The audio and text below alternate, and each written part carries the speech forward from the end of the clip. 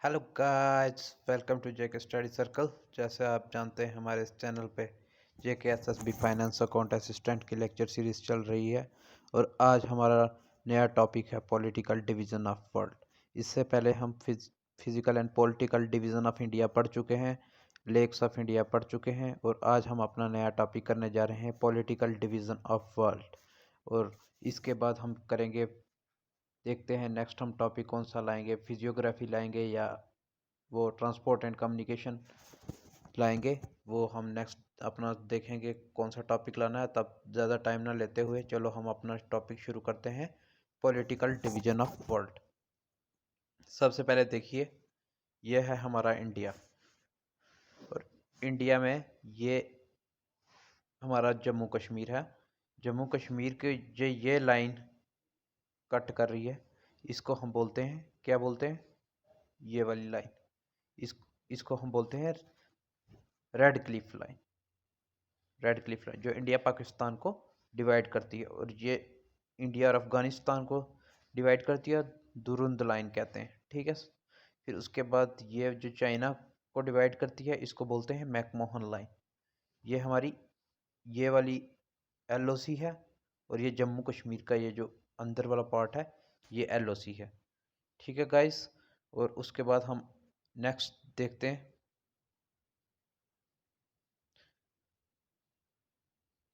अब 17th parallel line, ये क्या है? 17 पैरेलल लाइन क्या है? ये 17 लैटिट्यूड पे है जो इक्वेटर को इक्वेटर से आती है और ये डिवाइड करती है नॉर्थ और साउथ वियतनाम को। जैसा मैं आपको मैप में दिखाऊंगा, ये देखो गाइस, ये ये यहाँ पे, अब फॉर एग्जांपल ये हमारी अर्थ है, अर्थ है, ये इक्वेटर है और ये आ गया हमारा ट्रॉपिक ऑफ कैप्रिकॉर्न, ये आ गया ट्रॉपिक ऑफ कैंसर, ये अंटार्कटिक और ये आर्कटिक सर्कल। ठीक है गाइस, अब हमारा जो इंडिया है वो उसके क्या, वो कौन से लैटिट्यूड पे है? 23.5 नॉर्थ पे है। ठीक है गाइस, अब हम देखते हैं जो ये वाली लाइन है, ये देखो ये 17 डिग्री पे है, मतलब कि इंडिया से नीचे वाली लाइन, मतलब ये इंडिया कहाँ लाइक इक्वेटर से ये 23.5 डिग्री पे लाई करता है। ठीक है, अब ये यहाँ पे 17 डिग्री पे जो लाइन आती है ये डिवाइड करती है नॉर्थ वियतनाम को साउथ वियतनाम से, ये डिवाइड करती थी, करती नहीं। अब ये मतलब पहले नॉर्थ वियतनाम और साउथ वियतनाम एक अलग अलग कंट्री हुआ करती थी, वो मैं अब बताता हूँ, आगे हम जब पढ़ेंगे आपको पता चलेगा। ये जो 17th लैटिट्यूड है ये इक्वेटर से नॉर्थ और साउथ वियतनाम को डिवाइड करता है। ये क्या थी? एक मिलिट्री डिमार्केशन थी। जैसे मैंने बताया नॉर्थ और साउथ वियतनाम एक अलग अलग कंट्री थी। ये लाइन एस्टेब्लिश हुई थी वियतनाम में जिनीवा अकॉर्ड के अकॉर्डिंग 1954 में। जो 17th पैरेलल लाइन है ये इररिलेवेंट होगी जब ये यूनिफिकेशन हुआ वियतनाम का 1976 में। 1954 से 1975 तक इनके बीच में मतलब वार चलती रही। ठीक है, उसके बाद इनका 1976 में यूनिफिकेशन हो गया। ये वियतनाम वार 1954 से 75, ए conflict that pitted the communist government of North Vietnam and its ally South Vietnam known as White Congress against the government of South Vietnam and its principal ally the United States। ठीक है, क्या था कि वहाँ पे communist जो government थी Vietnam में, कम्युनिस्ट गवर्नमेंट नॉर्थ वियतनाम में थी and its allies in South Vietnam known as Viet Congress. उसकी जो अलाइज थी साउथ वियतनाम में वो कौन थी? वियत कांग्रेस थी। वो गवर्नमेंट के खिलाफ थी। जो साउथ वियतनाम था उसका प्रिंसिपल अलाई कौन था? यूनाइटेड स्टेट था। इनका मतलब ये काम था नॉर्थ वियतनाम का और साउथ वियतनाम को मिलाना ही काम था, मतलब उनकी यूनिफिकेशन ही करना इनका काम था। तो इनका आप सीधा लंबे चक्रों में मत पढ़ो, आप सीधा याद रखो यूनिफिकेशन हुआ था 1976 में। उस यूनिफिकेशन के अकॉर्डिंग हमारा ये 17th पैरेलल लाइन का कोई काम नहीं रह गया। ठीक है, ये पहले डिवाइड करती थी नॉर्थ वियतनाम और साउथ वियतनाम को। अब उसके बाद हम देखते हैं नेक्स्ट, अब 20th पैरेलल लाइन। ये 20th जो पैरेलल लाइन है ये लोकेटेड है नॉर्दर्न लैटिट्यूड में। किस किस कंट्री को डिवाइड करती है? ये डिवाइड करती है सूडान और लीबिया को। अब यहाँ पे मैं आपको दिखाता हूँ सूडान और लीबिया हैं कहाँ।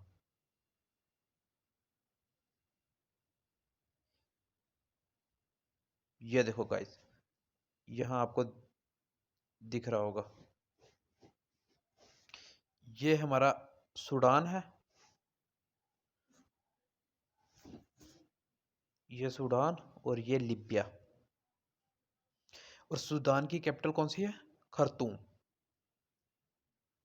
यहाँ दिख नहीं रहा होगा, मैं लिख देता हूँ, खर्तूम। और लीबिया की कैपिटल कौन सी है? आप सीधा एक शॉर्टकट ट्रिक है, लिबट्री। लिबट्री।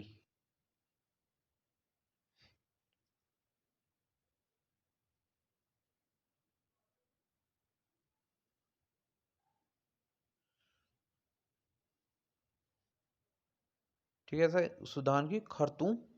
और लीबिया की कौन सी कैपिटल है? लीबिया की कैपिटल है त्रिपोली। त्रिपोली है लीबिया की कैपिटल, त्रिपोली। ठीक है गाइस, अब हम आगे देखते हैं।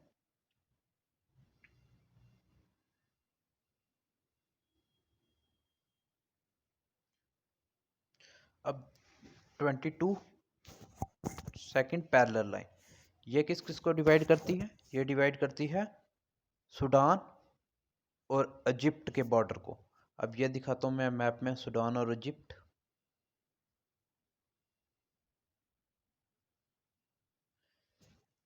ये देखिए गाइस, ये है सूडान और ये है इजिप्ट। अब सूडान की कैपिटल आपको पता है खर्तूम, और इजिप्ट की कैपिटल क्या है? इजिप्ट की कैपिटल, इसका भी आप एक लॉजिक याद रखेंगे, इजिप्ट का हीरो। इजिप्ट का हीरो। अब देखो, इजिप्ट का हीरो, का हीरो, का हीरो। देखो, जब ऐसे बोलोगे तो उसका आपको मुंह से वर्ड निकलेगा कायरो। इजिप्ट की कैपिटल है कायरो। ठीक है गाइस, अब हम आगे देखते हैं। जो अब देखो, अब हमने तीन चीजें पढ़ी। 17th पैरेलल लाइन जो नॉर्थ वियतनाम और साउथ वियतनाम को डिवाइड करती थी, और उसके बाद 20th पैरेलल लाइन जो सूडान और लीबिया को डिवाइड करती है, और 22nd पैरेलल लाइन जो हमारी सूडान और इजिप्ट के बॉर्डर को डिवाइड करती है। अब गाइस हम नेक्स्ट चलेंगे 25th parallel line. 25th parallel line, ये भी नॉर्दर्न मोस्ट सेक्शन में है, ये माली और मर्तुनिया बॉर्डर को डिवाइड करती है। ये कहाँ पे है? ये भी हम देखते हैं मैप में। 25th पैरेलल लाइन, ये देखो गाइस, ये है माली, ये मॉर्टोनिया, और इसके बीच इनको डिवाइड करने वाली ये वाली है 25th पैरेलल लाइन।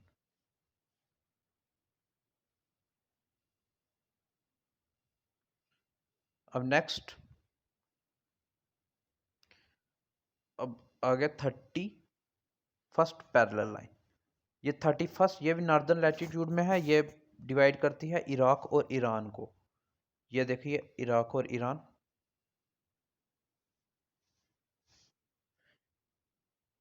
ये ईरान और ये इराक।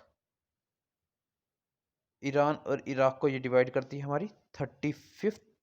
यहाँ से ये 30 है, यहाँ से कोई जा रही होगी 35th पैरेलल लाइन, ये इराक और ईरान को डिवाइड करती है। अब उसके बाद हम नेक्स्ट देखेंगे अपना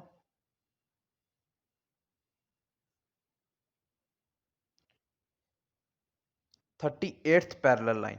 38th parallel line, it is used to demarcate central part of demilitarised zone between North and South Korea. जो 38th पैरेलल लाइन है, ये डिवाइड करती है नॉर्थ और साउथ कोरिया को। ठीक है गाइस, ये देख सकते हैं आप। साउथ कोरिया की कैपिटल कौन सी है? सियोल। और नॉर्थ कोरिया की कौन सी है? प्योंगयांग। ठीक है गाइस, उसके बाद हम देखते हैं next 49th parallel line. 49th parallel line, ये demarcated Anglo American convention 1818 and the Oregon treaty 1846 ये जो ओरिगन ट्रीटी हुई थी या अमेरिकन कन्वेंशन हुई थी 1818 में और ओरिगन ट्रीटी हुई थी 1846 में, उसके अकॉर्डिंग ये लाइन ड्रा की गई यूएस से एक्सक्लूडिंग अलास्का। इस चीज़ को छोड़ के ये यूएस से और कनाडा के बीच में ये जो मार्क की गई थी लाइन, इसको बोलते हैं 49th पैरेलल लाइन। ये अलास्का को क्यों नहीं, ये इस लाइन के बनने से बाद में ये रशिया से अमेरिका ने ये खरीदा था। ठीक है गाइस, इसको बोलते हैं 49th पैरेलल लाइन। अब उसके बाद देखेंगे next Hindenburg Hindenburg line. Hindenburg line किस किस के बीच में थी? It represent the line Germans retreated during first world war representing boundary between Poland and Germany. अब पोलैंड और जर्मनी के बीच में थी ये हिडनबर्ग लाइन। ये मैं दिखाता हूँ, ये हमारा पोलैंड था, ये हमारा जर्मनी था। अब इस जर्मनी ने क्या किया, जर्मनी ने फर्स्ट वर्ल्ड वार के टाइम में अपनी फोर्सेस लगाई यहाँ पे, एक मतलब बहुत बड़ा मतलब खड्डा खोदा, इसमें अपने सैनिक खड़े कर दिए और कहा कि आप अटैक करो पोलैंड पे।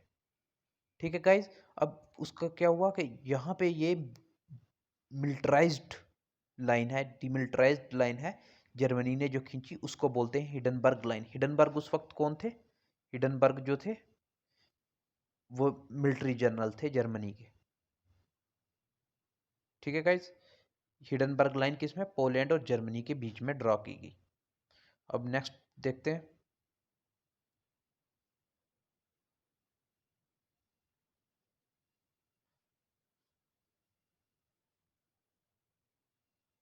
हाँ, मनहीरेम लाइन, ये फिनलैंड ने ड्रा की थी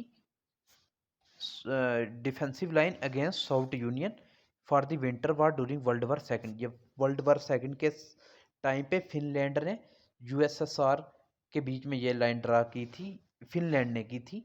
इसको बोलते हैं मननेरम लाइन। ये वाली फिनलैंड और किसके बीच में है? यूएसएसआर के बीच में।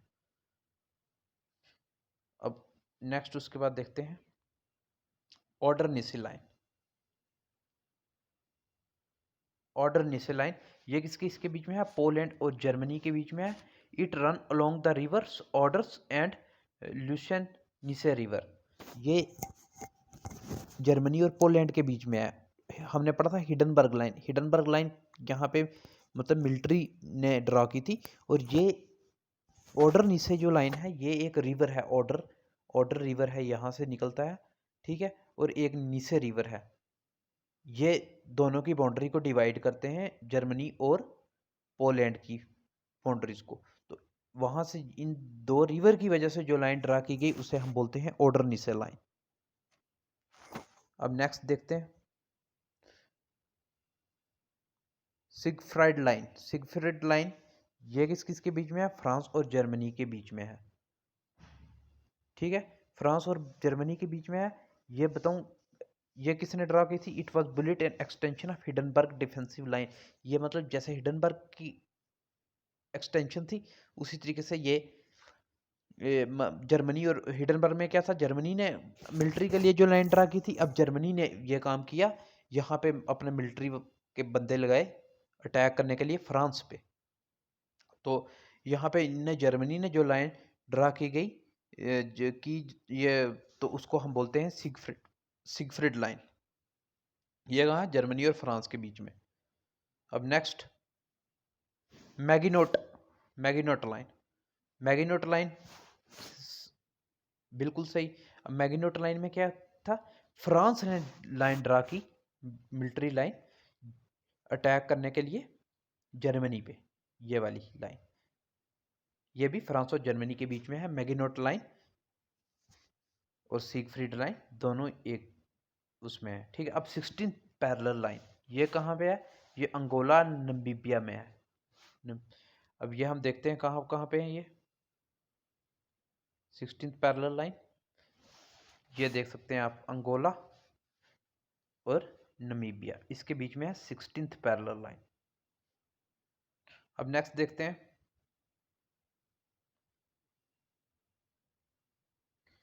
24th पैरेलल लाइन, ये किस किसके बीच में है? 24th पैरेलल लाइन इंडिया और म्यांमार के बीच में है। इस पे अभी डिस्प्यूट्स चल रहा है, तो वो हम वो हमारे सिलेबस में नहीं है डिस्प्यूट पढ़ना।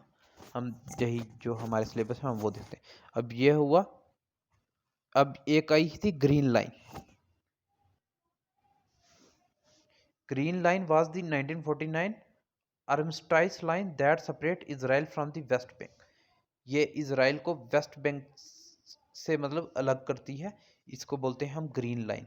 ये देखो वेस्ट ईस्ट बैंक और वेस्ट में, ईस्ट बैंक जहाँ पे उनका डिस्प्यूट चलता है गाजा स्ट्रिप है, और ये वाली जो गाजा को वेस्ट बैंक से डिवाइड करती है उसको बोलते हैं ग्रीन लाइन। अब नेक्स्ट देखते हैं the blue line. The blue line Lebanon और इजराइल के बॉर्डर को हम बोलते हैं blue line.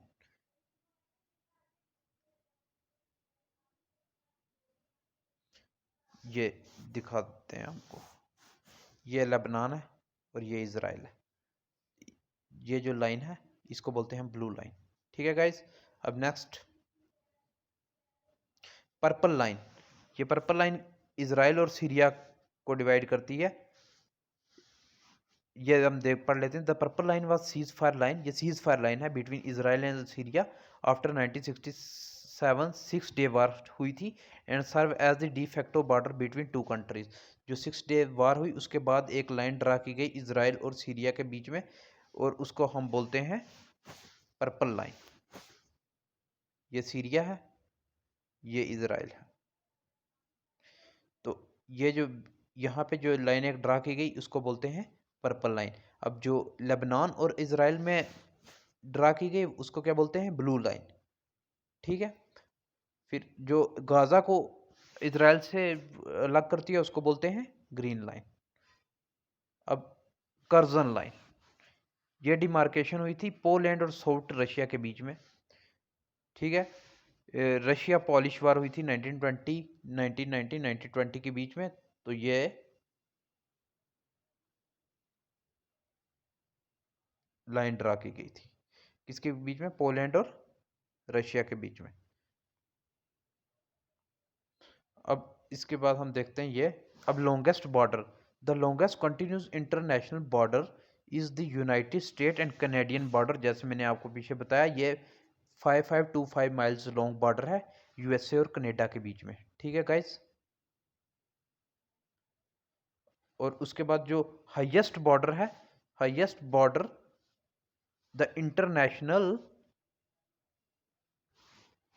international border between China and Nepal crosses a precise meter Mount Everest, which peaks 8848 meters above sea level, making highest border in the world। highest border in China और नेपाल के बीच में जो mount Everest पे है 8848 metre height है उस mount की। तो ये हाईएस्ट बॉर्डर है नेपाल और चाइना के बीच में। ठीक है गाइज, थैंक यू गाइज। इसी के साथ हमारा ये first part political and physical division of political division of world complete होता है। हम पार्ट बी में भी इसी को कंटिन्यू करेंगे। तो अब हम आपसे अलविदा लेते हैं आज के लेक्चर के लिए। अगर आपको आज का लेक्चर हमारा अच्छा लगा हो तो प्लीज़ सब्सक्राइब लाइक कमेंट ज़रूर करें, ताकि हमें मोटिवेशन मिलती रहे और हम आपके लिए ऐसी अच्छी वीडियो लाते रहें। तब तक के लिए goodbye, best of luck.